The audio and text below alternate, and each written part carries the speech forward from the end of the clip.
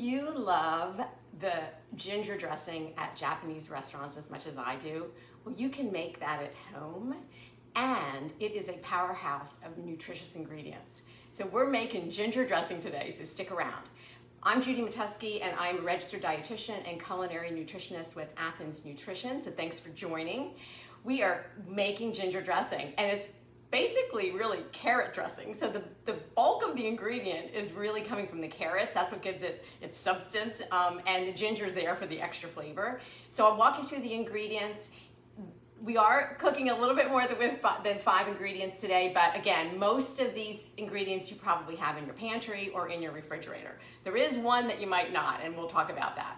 All right, so we've got a bunch of carrots. The recipe calls for 4 large, and large is a little bit arbitrary, but if you have decent sized carrots, about 4 of them. I'm kind of doing 4.5 because I thought I wanted a little bit extra. Just a quarter of a cup, a quarter of a white onion, a little bit of fresh ginger, and then it's just some seasonings. So, and again, most of those seasonings you probably already have. All right, so why don't we get started? The good thing about this too is that we just are going to just blend it all in the blender, so no extra dishes to clean. All right, so to get started, we are going to just take our carrots and we want to just chop them up into, I don't know, like 1-inch pieces, just so that we can get them, whirled up in this blender pretty easily. All right, now I do have a high-powered kind of Vitamix here, but this can easily be done in any blender. All right, so stir these in, and we all know how good carrots are. So again, this is basically a carrot dressing.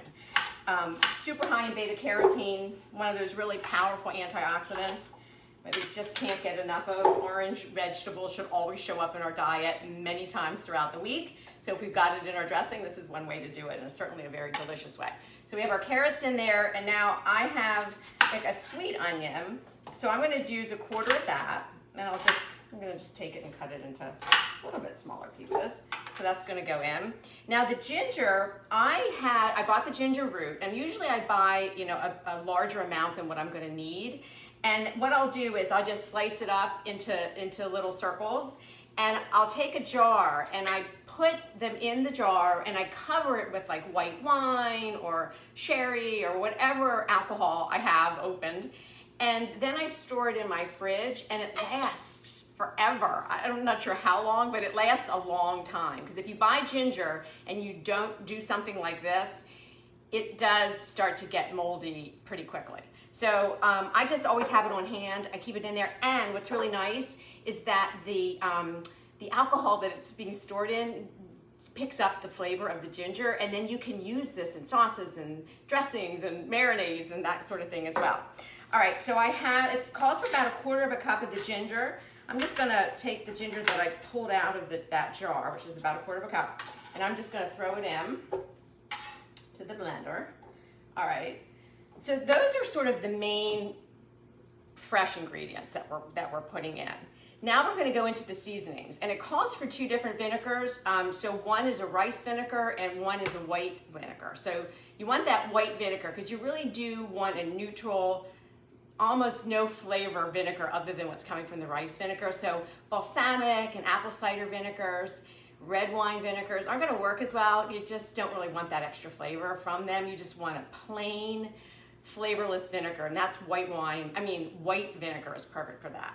All right, so we're going to use a quarter a cup of each. So this is a rice vinegar, so just a quarter cup.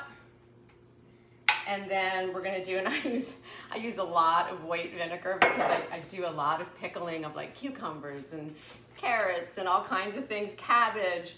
Particularly if I'm making like tacos, I'll pickle cabbage, and it's so easy to do. So I use white vinegar for that. So I have this huge, more than a gallon, I think, of it. All right. So white vinegar, rice wine vinegar. Oh, rice vinegar. I'm sorry, not rice wine, just rice vinegar. Now we're going to add 2 tablespoons of honey. I am like at the very end of my honey, so I'm like squeezing it out to see if I can at least get 2 tablespoons. I think I'm pretty close. So we just need that just for a little hint of sweetness. All right. So we've got that added. And then we're going to add some sesame oil. So we really want this nice, dark, rich sesame oil. That's what's going to give this a lot of flavor. and that's going to call for 2 tablespoons. What's really nice about this is that it doesn't call for a lot of oil. So this is a relatively low oil dressing. There's some in there, but it doesn't really call for as much as you would think. Again, it is mostly carrots. Vegetable oil or canola oil, again, a more neutral oil. You could probably get away with extra virgin olive oil, which is what I cook with all the time. But for something like this, again, it's got such a subtle flavor anyway that we don't really want anything extra that's going to start to change the flavor profile. So vegetable oil, canola oil, much more neutral oil. And this is 2 tablespoons, I just want to make sure, yeah, it's 2 tablespoons of the sesame oil and 2 tablespoons of the vegetable oil or of canola oil. All right. And I think that's it. All right, so let's go through that one more time. So 4 large carrots, 1/4 of a white onion, about 1/4 of a cup of some fresh ginger that you've sliced. I didn't even peel it. I just slice it and throw it in my wine and keep it in the fridge, and then when I'm ready to use it, I don't even peel it because the peels just kind of disappear in whatever you're cooking. So those are our fresher ingredients. Then we added 1/4 cup of rice vinegar, 1/4 cup of white vinegar, and then some sesame oil as well as some neutral plain vegetable oil, and then a little bit of honey. So now it all goes in. Now the final ingredient that we're adding is white miso. So of all of these ingredients, it's likely that you probably have most of these. Miso is something that you may not have. And miso is fermented soybeans. So what I love about why I like to use miso is it adds this very depth of flavor, that is the word umami that we throw around a lot, but it does. It brings that richness, and it's going to do that to anything you use miso in. So the white miso, there's red miso, that's a little bit more intensive flavor. We were looking for the white. Now I have to admit, I could not find this in my regular supermarket. So we have a Japanese market here in Ardmore, and I found it there. You may be able to find it in your market, but this is just the one ingredient you might have to go to a specialty market, and it's refrigerated. So it's going to be in the refrigerated section of the supermarket. This recipe is calling, I want to just double check, yeah, it's 2 tablespoons. So it's like 2 tablespoons of almost everything. So we're going to add 2 tablespoons of the white miso. And miso, the fact that it's fermented, it does bring some probiotic value to whatever dish you're adding it to, which is kind of nice. We're hearing a lot about fermented vegetables, and this is a fermented soybean paste. It is salty, so that is something to keep in mind, but we are using it as the salt in this dressing. I'm not gonna add any extra salt to it. You might want to, but I'm not. So if you do get this miso, keep it in your fridge, and then use it for a lot of things. Whenever you need some depth of flavor, or you need some richness or a little saltiness without adding salt, add it to roasted vegetables, add it to stews, add it to soups, add it to salad dressings, into marinades. If you're stir frying up some vegetables, throw a little bit of it in. About a tablespoon is around a serving. But it really will, it's great with vegetarian recipes because it helps to sort of bring that sort of meatiness flavor into the recipe. So it's great to have around. So when you buy it, you do have to buy quite a bit, but I think you're going to find a lot of ways to use it. All right, so we've got everything in there. Now I'm going to try to whirl this up. I'm going to splash it with a little water because I have a feeling we're just going to need a little bit of water in here just to kind of keep it going. But the vinegar should help. All right, so again, my apologies because you know that when I turn this on, it always goes, it's still loud. So let me just I'll keep it on variable for a minute. Then let me turn it up.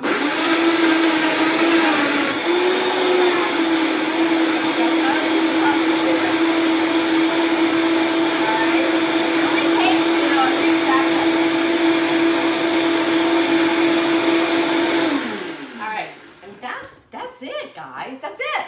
So, a few extra ingredients than 5, but I think you're okay. I'm okay with that because, again, most of these things you probably already have. Now, it depends on how thick you want this dressing, because let me just show you the thickness of it right now. So, if you can see that what I did, it's thick, but it has a lot of texture. So, I think you know that if you have ginger dressing at most of these, most restaurants, it has texture to it, and that's really from the carrots. You can keep it going and make it thinner if you want to, but I like the thickness and the texture. So I'm gonna actually pour this in just to a little bit of a little bowl here, because you can use this as a nice dipping sauce too. So I've got some cauliflower here, so you can just dip your veggies in this and use this as a dip in addition to a dressing. If you want it a little thinner, I would just add a little bit more water to it. I kind of like this thicker texture even as a dressing for my salad, but it's really up to you. So it's a great dip. It's great for marinating chicken. You could put this on fish. I love it over vegetables. I love it over brown rice. When I go to a Japanese restaurant, I usually am ordering extra of the ginger dressing just because I love to be able to use it on things. So anyway, super easy to make. You saw it's all in one blender. It whips up pretty quickly. If you enjoy these videos, please share them with friends and family. Please follow Athens Nutrition. We are, you can find us on Instagram. You can find us even on TikTok. You can find us certainly on Facebook, as well as on YouTube. And if you're finding you need some help in 2022 with your eating plan, our dietitians are here for you. We meet virtually, and most of the time your insurance probably covers the visits. So please check us out if you have an interest in that. We'd love to meet with you. We'd love to see you. Stay well until next week. All right, I'll see you soon. Bye-bye.